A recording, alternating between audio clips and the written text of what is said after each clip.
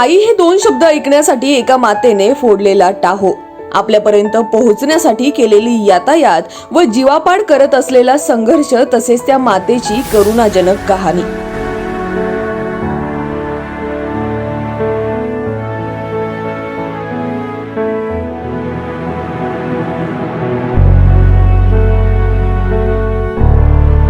युक्ता जन्मली ती नेहमीची मुले जन्मतात तशीच.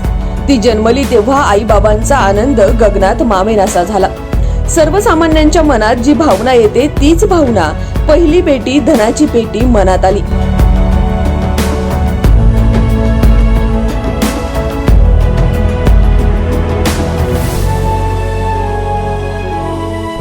पण जसजसा काळ जाऊ लागला तेव्हा लक्षात आले की हिला काहीतरी प्रॉब्लेम आहे.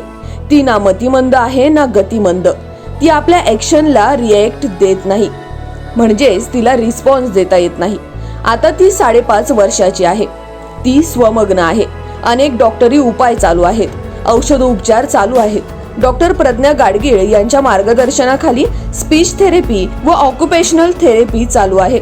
त्यांनी युक्ताच्या बाबतीत आमच्या मनात आशेचा किरण निर्माण करून सांगितले की ही नक्की बरी होईल, परंतु वेळ जाईल व भरपूर खर्चिक बाब आहे.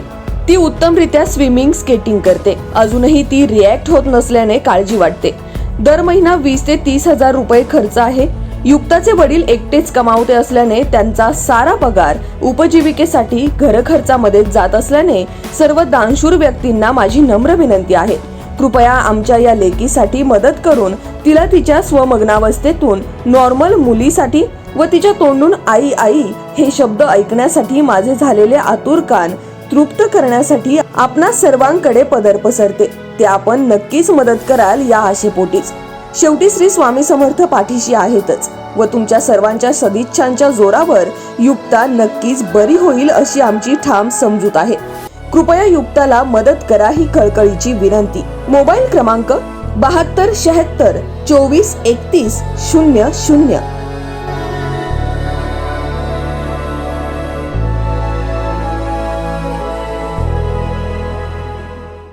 आदिशजी, ऑटिझमनं ग्रस्त एका छोट्या मुलीनं आज आपली भेट घेतली. ती तुमचं होम मिनिस्टरचं टायटल सॉन्ग लागल्यानंतर फक्त रिॲक्ट करते आणि मराठीतले आणखी एक अभिनेते आहेत स्वप्नील जोशी, त्यांना दोघांनाच ओळखते. काय वाटतं अशी मंडळी जेव्हा आपल्याला भेटायला येतात, विशेषतः ऑटिझमग्रस्त आईवडिलांच्या मुलांच्या समोर खूप मोठी आव्हानं असतात. कसं वाटलं या छोट्या कन्याला भेटून आणि त्या संपूर्ण कुटुंबाला तुम्हाला भेटून खूपच आनंद झाला? खरंय, म्हणजे मी भाग्यवान समजतो.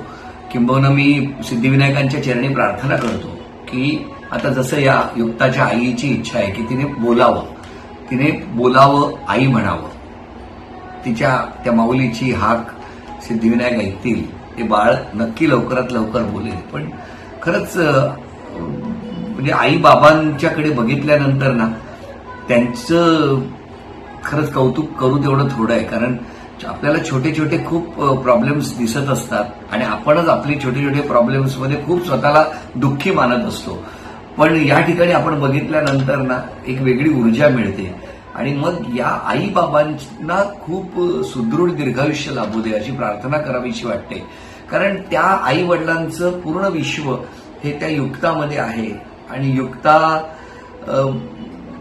काय बोलू मला कळत नाही. आणि अगदी मनापासून मी खरं सांगतो की ऑटिझम हा खूप मोठा विषय आहे आणि म्हणूनच मागे सिद्धिविनायक गणपती मंदिर न्यासाच्या वतीने सुद्धा अशा पद्धतीची एक योजना करण्याचं आम्ही प्रस्तावित केलं होतं आणि त्याच्या सुद्धा आम्ही सगळे मागे आहोत की खरंच या आई वडिलांना या ऑटिझम मुलांकडे इतक्या आत्मीयतेने बघतात, पण त्यांच्यासाठी काहीतरी केलं पाहिजे असं मला खरंच मनापासून खूप वाटतं.